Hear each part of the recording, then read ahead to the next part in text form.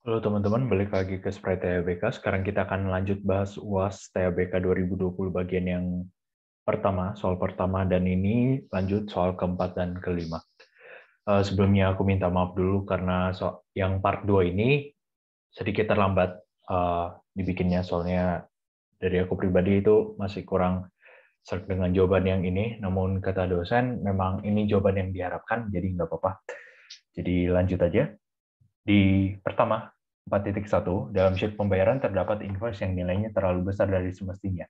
Nah, yang aku nggak serak itu, dalam nomor invoice ini kan dia nge-link sama nomor pesanan dan kode supplier. Tapi kita nggak tahu nih dia di nomor invoice sekian, nomor pesanan sekian, dia bayar barang yang mana. Sedangkan kita tahu dalam satu nomor pesanan pembelian itu bisa bayar barang eh, bisa beli barang lebih dari satu jenis gitu.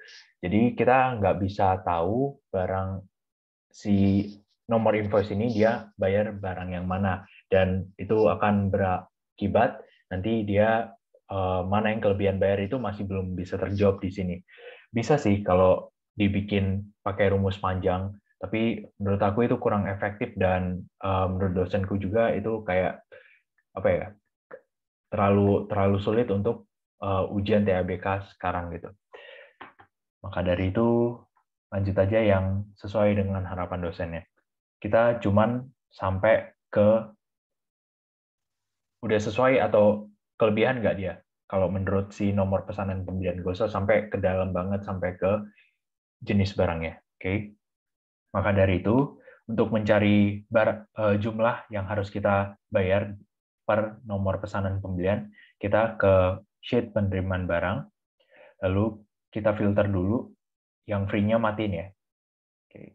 Ini free-nya kan masih ada. Free kan kita nggak bayar. Itu nanti kita matiin.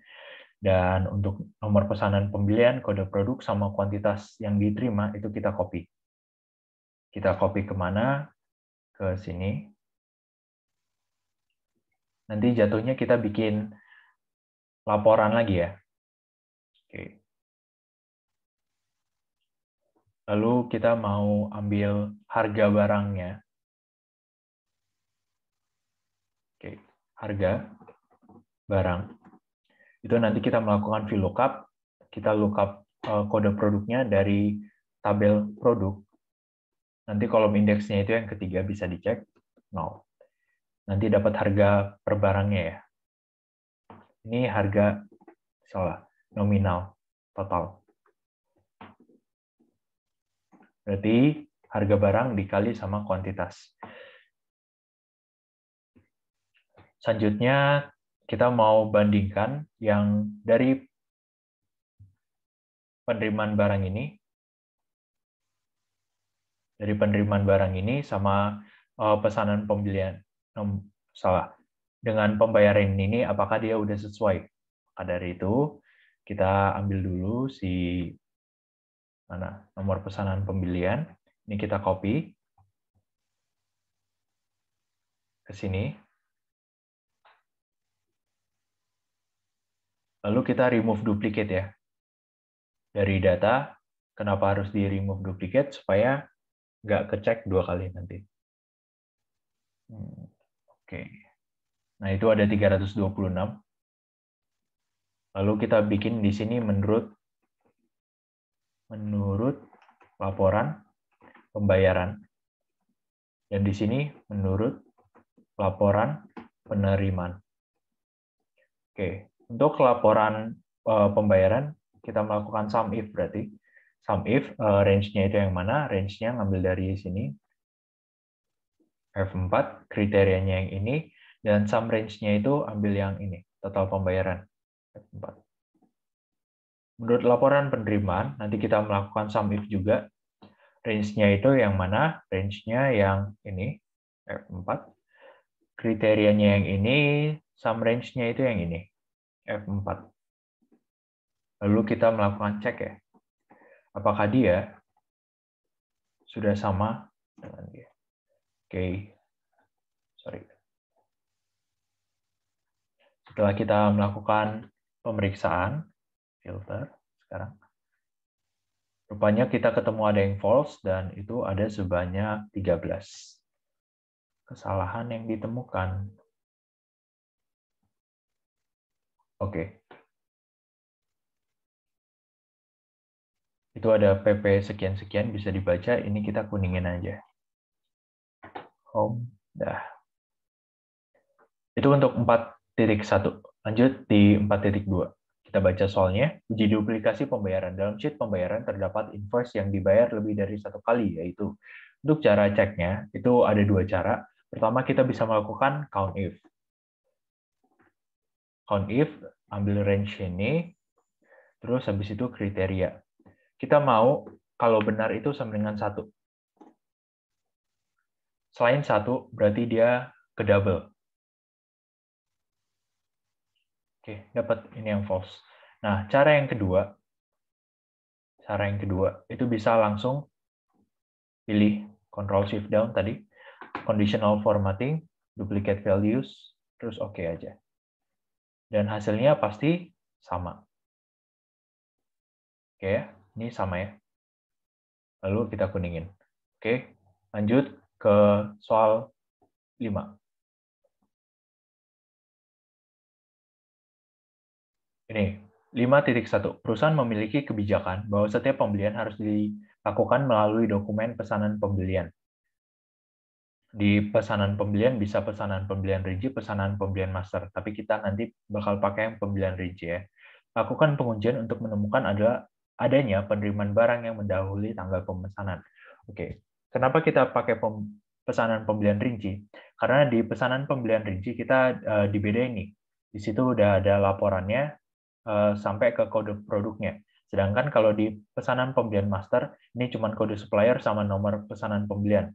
Sedangkan di penerimaan barang itu udah ada juga si kode produk. Oke, jadi nanti kayak soal keberapa tadi? 2 atau 3 ya. Ini ada gabungan ya, gabungan bantuan. Bantuan NPP, nomor pesanan pembelian, dan kode produk KP. Itu juga ada di pesanan pembelian rinci nih, nomor bantuan NPP dan kode produk. Oke. Dari situ kita lihat tanggalnya. Berarti kita bisa copy ini ya, move or copy.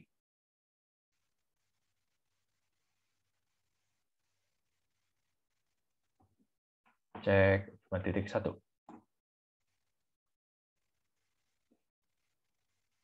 Kita mau tanggal. Untuk itu ini kita hide aja supaya nggak ribet. Karena itu kan nggak penting ya. Ini juga kuantitas juga kita bisa hide aja. Ini kita tanggal menurut penerimaan.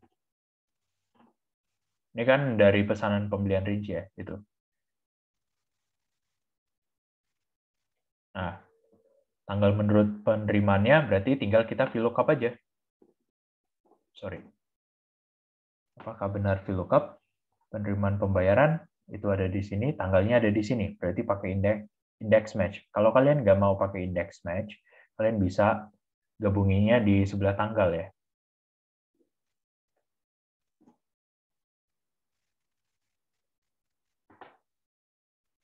Nah, oh ya, yang free ini hapus dulu. Yang free jangan lupa. Tapi free kan sebenarnya itu adalah duplikat dari atasnya ya. Jadi sebenarnya nggak ngaruh. Tapi nggak apa-apa.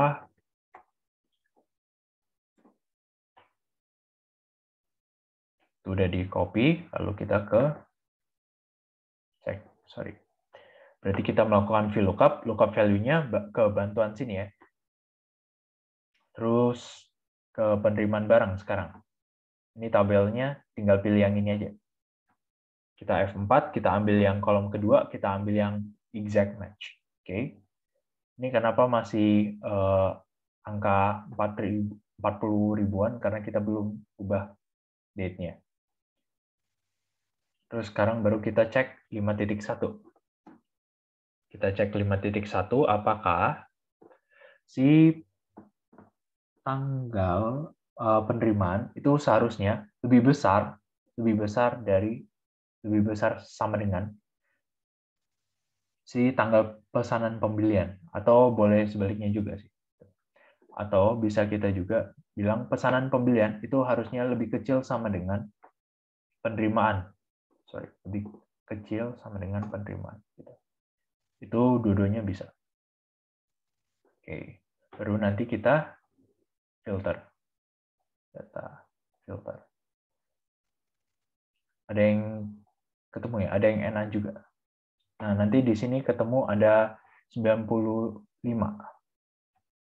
yang salah, data yang salah.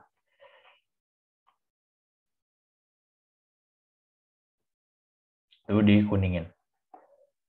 Oke, itu untuk 5.1. Sekarang kita 5.2. Dalam sheet, oke, ini saat aku baca, sepertinya soalnya juga salah copy, itu ada di sini soalnya, di 4.2. Dalam sheet pembayaran terdapat invoice yang dibayar lebih dari satu kali, yaitu dalam sheet pembayaran terdapat invoice yang dibayar lebih dari satu kali. Itu kayaknya salah copy, jadi itu nggak usah dihiraukan. Lanjut langsung baca ini aja. Dalam laporan manajerial 4, ya belum di unhide tadi. Laporan manajerial 4, itu ada di sini. Kita soalnya pindah ke sini. Saldo diketahui bahwa terdapat sejumlah persediaan yang dibeli terlalu banyak, sehingga saldo per 31 Juli menjadi terlalu besar. Nah, saldo maksimal itu menurut peraturan perusahaan itu 20% dari total penjualan selama satu semester. Oke, untuk menutupi hal tersebut, petugas pembelian menghapus bagian isi laporan. Dari yang aku pahami, itu petugasnya cuman hapus ini aja nih, supaya dikiranya nggak tahu. Gitu. Terus saudara diminta untuk melakukan analisis guna mengetahui saldo barang yang terlalu besar sehingga tidak efisien. Oke, maka dari itu kita tinggal isi ini yang kosong-kosong ini. Terus nanti kita bandingin aja di akhir, kita cek gitu ya. Nah, aku di sini juga perdebatan batin sendiri, karena kalau isi-isi ini itu tidak sesuai dengan yang paling atas. Karena ini udah dikasih tahu semuanya. Free bonus itu tinggal nanti kita sum if ya. Tapi sebelum sum if, itu kita ambil dulu dari penerimaan barang. Penerimaan barang, itu kita filter. Di keterangan kita filter, ambil yang free aja. Oke. Lalu ambil kode produk sampai kuantitas yang diterima. Itu ambil, itu kita copy ke laporan manajerial 4. Kita taruh aja di sini.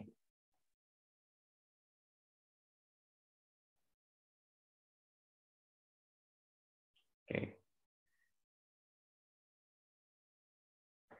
Nah, untuk free bonusnya itu gampang ya, tinggal sum if berarti ya. Sum if untuk range-nya itu kita ambil dari yang kode produk sini, jangan lupa F4, dan untuk kriterianya ambil yang sini, sum range-nya itu ambil yang sini, benar. F4. Lalu tutup. Yang tersedia untuk dijual, ikutin aja atasnya. 11 sama dengan 2 tambah 9 tambah 10. Sama dengan 2 tambah 9 tambah 10. Saldo akhir Juli berarti si 11 dikurangin sama ini.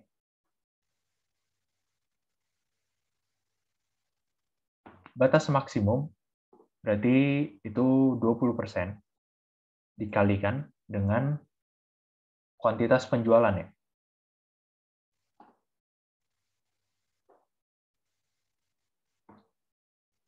Oke, baru di sini kita melakukan cek.